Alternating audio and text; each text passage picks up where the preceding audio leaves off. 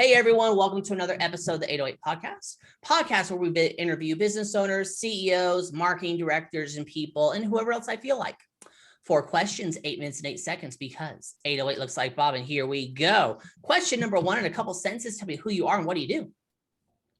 Hi, Bob. Thank you for having me. My name is Angus Robertson. I'm a fractional CMO with Chief Outsiders.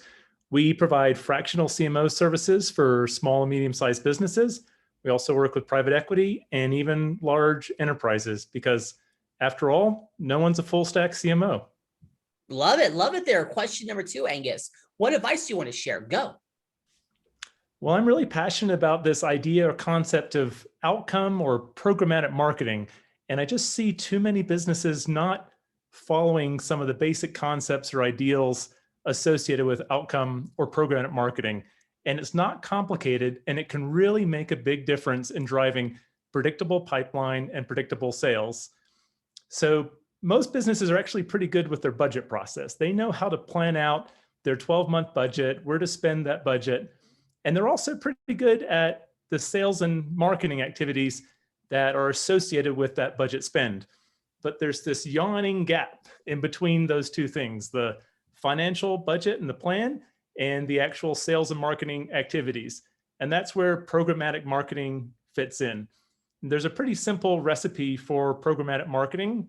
One is, what are the conversations that you're going to own in the market? Those could be 3 or 4 conversations, because if you're able to own the conversation in your market, then you can actually own the market too. So relative to your product market fit, where the need is in your market, where you have differentiated value, make sure you own that conversation and prospects will come to you. Then what are the programs and the channels that are going to create demand for those 4 conversations? SEO, PPC, webinars, email, social strategy, all those different things, and really define what those programs are, what the goals are. I love using OKRs, objectives and key results, and make sure there's program owners that are empowered to run those programs, have budgets, and then you get to the point where you can actually measure them. And I love using this equation called sales velocity. So sales velocity is 4 variables. You've got the number of opportunities you're dealing with, the average deal size, the win rate. You multiply those 3 together, and you divide by your sales cycle. So you can look across your 8 programs and how they're driving those 3 to 4, it could be more than 8 programs, how they're driving those 3 to 4 conversations, and what is the sales velocity associated with each of those programs across the campaigns you're running, the territories you're supporting, and then you can continue to optimize and iterate. So what do you end up with? You end up with a framework that can drive predictable pipeline and predictable revenue, and you take the mystery out of marketing, and we're all a little happier and a little more productive. Okay, so basically, from what I'm understanding, the difference between marketing and programmatic marketing is you have more of a different strategy that's more based instead of just throwing things at the wall.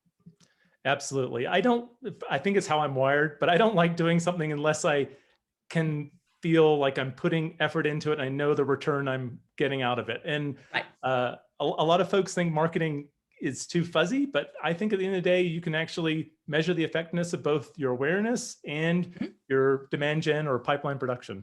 This is why I don't like posting a lot on LinkedIn other than the podcasts, because it's always the attitude of how is that going to help my business? And the people I know, and finally, I've actually talked to some people who are successful at it. They say, you're going to be broke for 2 years. Okay. You know, and it's kind of like, you're not going to make any money at it for 2 years, but then all of a sudden you're going to hit that, part there. So totally understand what you're saying on that there. So let's get to question number 3. It is time for shout outs. Go. I have 3 shout outs to people I really like and respect who've taught me a lot in this industry. One is the CEO and president of Achieve Unite. Her name is Teresa Carrigal. Another is Mike Goldberg. He's one of the VPs of sales at ConnectWise.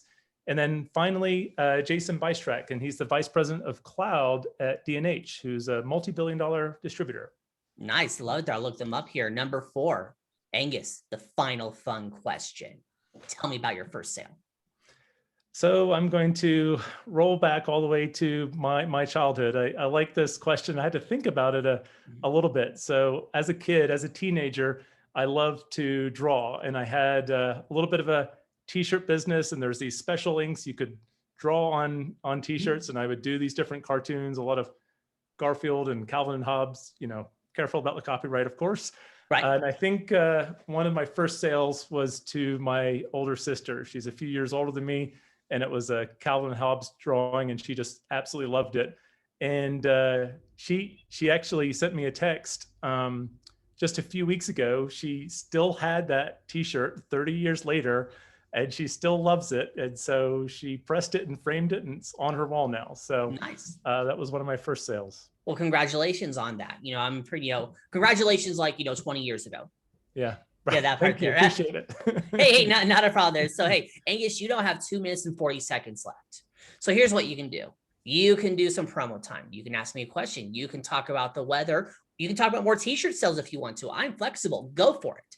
All right. Well, I'll start off with a promo, and then maybe I can ask you a question. I'll allow it. All right. Thank you.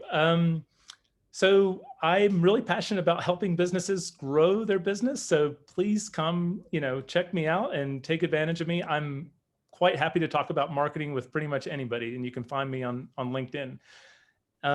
So I'm really impressed with what you've done with 808. Any key tactics, any top takeaways for the audience if they want to create their own podcast or LinkedIn series, anything that's really worked for you?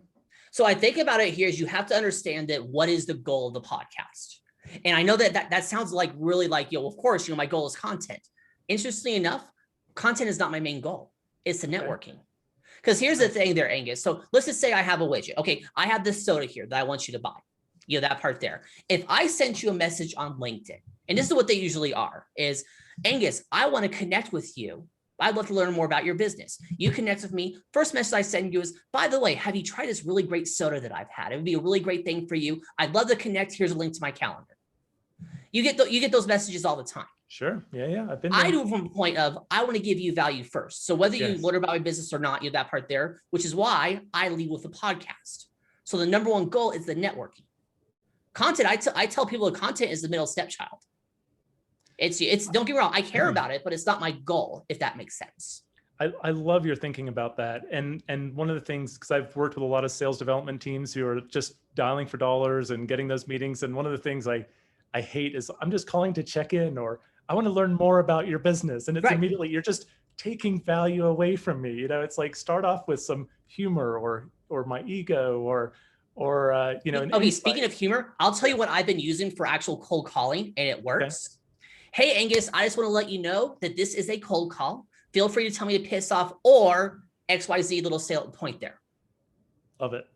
Because here's the thing. If you are so anti-cold call that you don't even want to hear about anything, fine. Save me for a couple seconds of breath.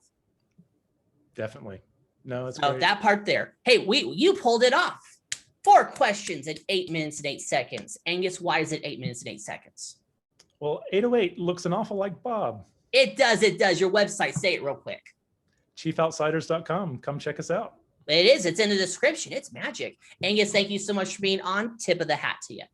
Thank you, Bob. It was a lot of fun. You're welcome. And for everyone else watching or listening, I am legally required to tell you to like, share, comment, subscribe, thumbs up, ring the bell, whatever the heck the social media network tells you to do. You all have a wonderful day now. Talk to you later. Bye.